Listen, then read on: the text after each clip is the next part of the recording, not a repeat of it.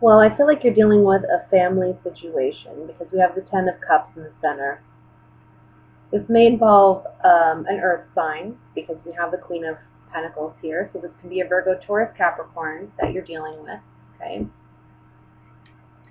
I can also see a Leo because we do have strength next to the Queen of Pentacles. There's a family situation, a family, maybe even children involved in a situation. And I'm trying to see here because it's so interesting that we have the Nine of Cups, sacrificing a wish. It's like sacrificing a desire, needing strength to overcome that because it's almost like what you wanted, your dream family, your dream home, you're needing to sacrifice the idea of it or some aspect of it because reality is different than what you wanted it to be. So there may be a period of mopiness, melancholy, but ultimately this is a good thing because by walking away from this false fantasy, you're seeing things for what they are and you're able to actually be present emotionally and experience what is in front of you and the world you do have. And this ultimately leads to transformation with the Judgment card being the overall energy. New life, new way of perceiving life, perceiving home life, family, children, relationship dynamics with children or, parents, or with ex-spouses or people we have children with. That's all possible here. I want to say that there's an understanding or there's a realization that something that maybe wasn't emotionally mature, maybe it was a time in the relationship or maybe it was you or the other person, this emotional immaturity, it didn't get anybody anywhere. And ultimately what it's doing is it's leading you to not getting what it is you want. You're realizing your mistakes. I think you were too feisty. Well, let's see. Let me draw some oracle cards here and see what we get. It's not terrible because ultimately what it is you're seeing a situation for what it is, and you're finally maybe understanding that things aren't what they appeared to be or what you wanted them to be, what you hoped them to be. And that's okay though, because things are okay just where they are. I think there's been mistakes made maybe for some of you, but it's taken you a great deal of strength to overcome and learn the lessons that you've needed to learn. And now it's walking away from things that no longer serve you. It's like letting go of all this extra baggage and crap that, doesn't matter. It's like in letting go of something with the Psi card, in letting go of something, that's where you find your fortune and that's where you find something that works for you. A merchant talks about contract, agreement, negotiations. Sorry. And so it's like finally understanding something and having a concrete plan about how you're going to make your life better. Realizing that, you know what, it doesn't have to be that way. Let's look at Judgment. It doesn't have to be the way you originally desired it to be. On the Judgment card, we have child, room, and then we have melancholy. Sorry, this cat is driving me crazy. So basically, starting new with the baby card. The room card talks about secrets, can talk about things that we've secretly desired, maybe not speaking out about that, but I kind of see this family situation tying into that where we're wanting things to be an ideal way, realizing that it doesn't have to necessarily be that in order for us to find happiness. And this is a new realization after some melancholy, though. You know, after a period of because I feel like right now you're not satisfied with where it's at, and I think that's why you're jumping to do things to make it where you want it to be, but it's never going to be exactly perfect. And it's like, let's look at the Hangman and realizing it's honestly the best thing that you could have done for yourself.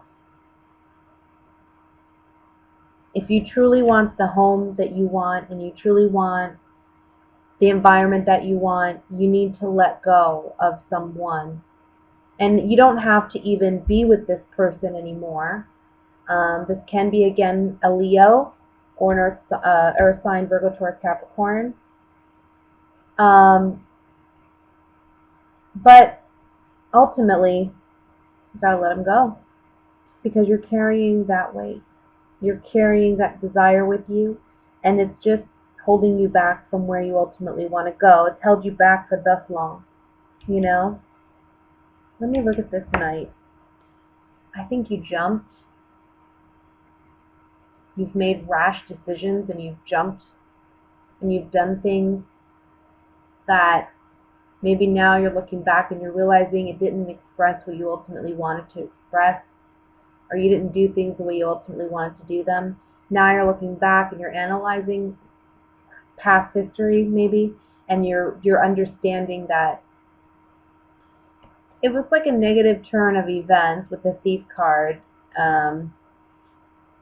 But I don't think you were acting in a very, I don't know, and with the Pleasure Seeker's card, this can be like, you know, frivolous behavior. And it left you in a position where you're single. Or it can be that you're learning to rebuild faith and strength and hope through this period of time where either you are with this person or you're not with this person, whomever it is for you. However, whatever it is, I see you either just emotionally letting go of this person if you're not presently with them, or if you're physically with them, I see you letting them go physically. Because ultimately, this isn't serving you. This relationship is not serving you. I have to say, for some of you, I think you're living a very sheltered life, and I'm surprised that the Hermit didn't come out here, but I kind of feel like you're very focused on just home life and being home with family. And I want to say for some of you, money is a concern. Maybe you're working on materializing more wealth for yourself, and that's your primary focus rather than love. But I kind of feel like this is a month where you're more focused on career, focused on money, focused on prosperity. But what's very interesting is we have the Three of Wands at the end of this, and it kind of says to me that there are going to be multiple maybe offers or options throughout the month of November for you. And I see them coming in unusual or very erratic ways, kind of like you're just not expecting it, you know. Can be when you're out, maybe you're just going to get gas at the gas station, or you are grocery shopping, or you're, I don't know, whatever you do on a regular basis. I think that's where you might be running into somebody. But I do see a big focus on, okay, how am I going to materialize more wealth for myself? And you being like the magician in that way. I also want to say that for some of you, love has been a challenge. Maybe you have felt like you don't deserve love, or there's some type of doubt about whether or not love is for you. And you've held on to this belief for far too long. I think this is a belief that maybe you've carried for some time, maybe since childhood, and it may be something that unfortunately for some of you was ingrained in you. It was taught to you as a child from family. And so this is something that I think you have been working on, and if you haven't been, this month of November may be a month where you start doing that. And it's in healing these wounds that you manifest love for yourself, and you bring love to your doorstep with the Three of Wands.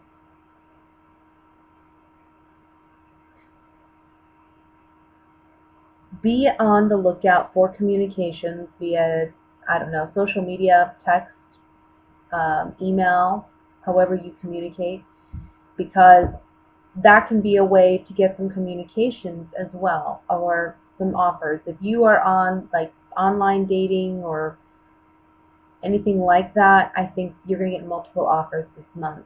I want to look at the Five of Cups. I'm sorry, Five of Pentacles. Why am I not pronouncing readings correct here? Sorry guys, I've been doing readings all day, trying to get caught up. So yeah, there's a lack of belief in love, in that love is for you, and it's in rebuilding that faith and rebuilding that I want to say rebuilding that trust too, that love can be for you. Because for Scorpios, trust is a big thing, and it's really hard for a Scorpio to trust. It's something that builds over time, and even then, how much does a Scorpio really trust anybody? I mean, do we honestly even trust ourselves, And I say that because I'm a Scorpio moon. I have a bunch of different things in Scorpio, so I can relate to the energy. But this is really about you learning to have faith in not only love, but have faith in yourself too, that you can find love. Look, it's in tearing everything down and rebuilding and restructuring and relearning love patterns, that we rebuild ourselves and draw love to ourselves. But the enemy card is saying that you've been your own worst enemy because you've been feeding yourself BS, pretty much. If you have negative thoughts or opinions about yourself, in love, in relationships, I'm not worthy, love's not for me, I'm never going to have the kind of love that I want, well, that kind of negative self-talk is drawing the kind of negative energy that you don't want, either the wrong kind of partner or no love at all. So you got to be careful with how you talk about love and how you feel about love. Always try to be in control of your thoughts. It's a hard practice, but when you actually start practicing trying to control your thoughts, catching yourself when your mind starts going in that direction, you can really start to manifest what it is you do want. And that is emphasized here with the Magician card. Okay? Ultimately, it's about you being in control of yourself, of your destiny.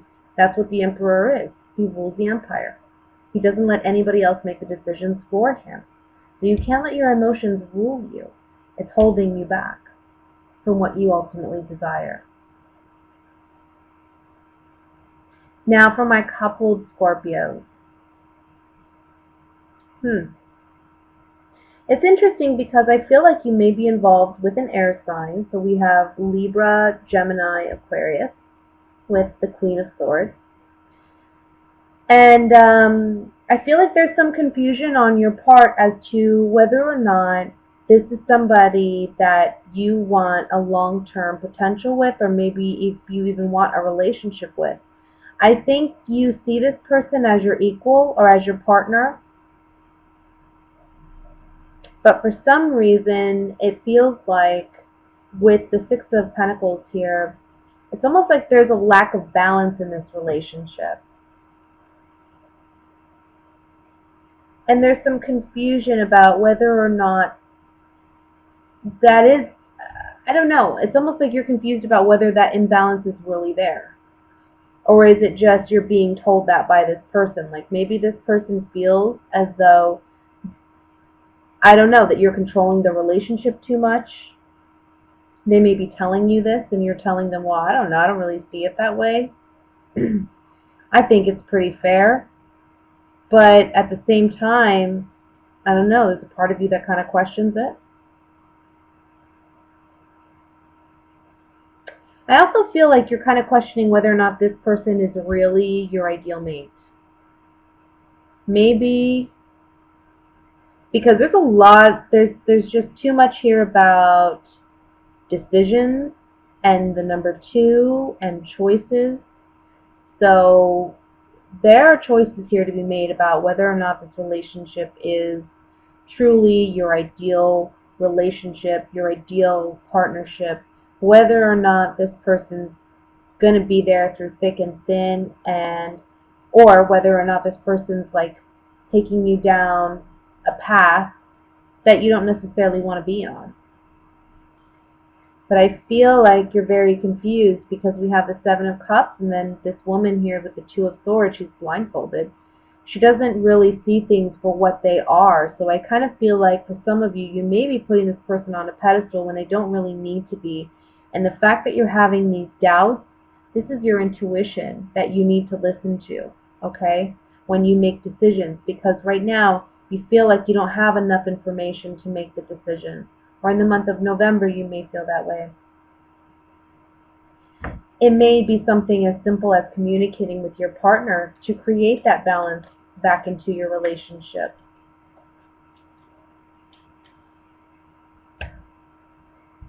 So this is a friend. This is somebody, whomever you're in a relationship with, this is a friend and a confidant. This is someone that maybe you will even have some legal ties or bindings to. So marriage for some of you. For others of you, this could be some other type of, maybe you like, I don't know, you have commitments to one another. So maybe you have children together, or maybe you have a home together even. But there's also a strong friendship and bond in this relationship, and for some reason somebody feels like they're not receiving enough, and there's some confusion on your part about why this person feels like they're not receiving enough.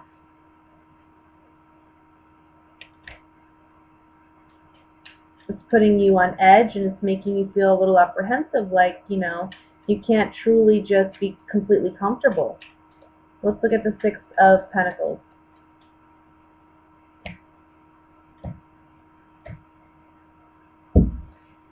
So it may be that somebody has a spending problem. It may be that somebody's pushing you towards a more stronger commitment than what you're ready to give at this point. They're wanting more. And you kind of see it as a self-serving attitude rather than it being something that is equal. Like, we're making this decision together because we want this decision together. It's more like maybe they're pressuring you into marriage and you're not ready to make that commitment yet, but they keep pushing and pushing. And you see it more as a self-serving thing rather than something that's going to benefit you as of right now.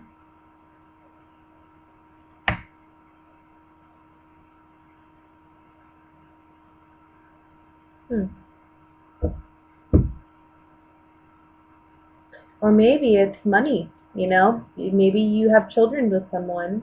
You have the wife card. Maybe it's just a couple, a married couple that, finances aren't equally shared. And there's a feeling like, one person holds more control because of that than the other.